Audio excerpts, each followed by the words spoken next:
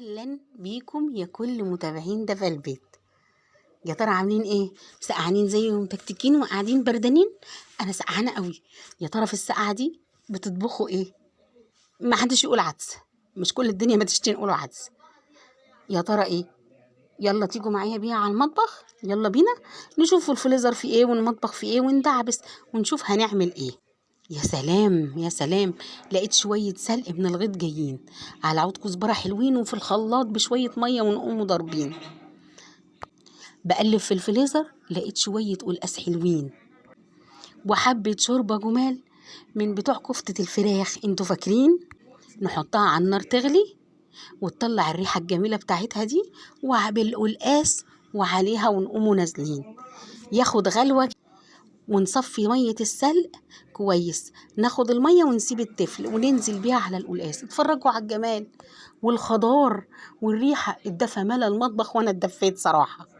وعلى النار نحط حلة تانية فيها مية بتغلي وشوية مكرونة صغيرين ونسيبها تتسلق لما يبقوا مهريين، وطاسة بقى على النار وفيها حبة التوم الحلوين بالسمنة البلدي ومقلبين، وبعد كده ننزل عليها اسمعوا الطشه بالسلق بقى، بالتفل بتاع السلق والكزبره. سامعين الطشه الجميله؟ يا سلام لو شمين الريحه اللي انا شماها الجميله دي. شوفوا الحلاوه وشوفوا الجمال، تتقلى كده وتتشوح حلو وتنشف من ميتها وعلى حله القلقاس ونقوموا نازلين طشه طشه. سامعين الصوت؟ حاجه جميله. مش مخلين حاجه في الطاسه، هنحط بالكبشه ونسمع الطشه مع بعض، اجمل طعم واجمل حاجه. وفي الخلاط ونحط المكرونه المهريه اللي احنا سلقناها بميتها ونحط عليها نزودها يبقوا 5 كوبايات لبن بميه وعليهم 4 معالق نشا، وكان عندي معلقه كاستر زياده كانت بالفراوله جميله حطيتها وضفتها عليهم، قلت بدل ما هي مركونه عطت لون بينك رهيب. وبعد كده ننزل بيهم من الخلاط على حله على النار ونقلبها ونحليها بالسكر زي المهلبيه لغايه ما تتقل ونطفي عليها وفي صينيه ونقوموا حاطينها. انا حطيتها في صينيتين صغيرين وتحت الشوايه هنرشش الاول على وشها سكر وتحت الشوايه ونروحوا حاطين. بصوا بقى طالعه من تحت الشوايه وشها محمر ازاي، وبالقطعه بتاعتنا بتاعت البسبوسه ومقطعين.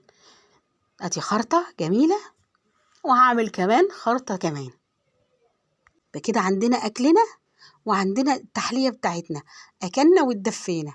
ونغرف القلقاس بقى في السرفيز الجميل الحلو بتاعي اللي عزيز عليا، اللي انا ما بطلعوش ابدا الا العزيز والغالي، طلعته النهارده عشان اجمل متابعين.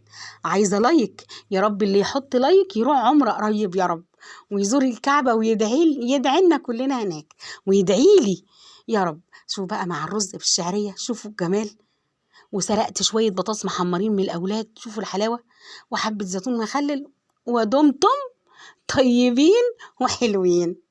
وقولوا لي في السقعة في التعليقات بتطبخوا ايه، عرفوني وادوني افكار. وفي الاخر ادي الحتتين الجمال العزيزية الحلوة اللي احنا عملناها في البيت بأقل تكلفة وبالهنا والشفا يا كل متابعين ده في البيت.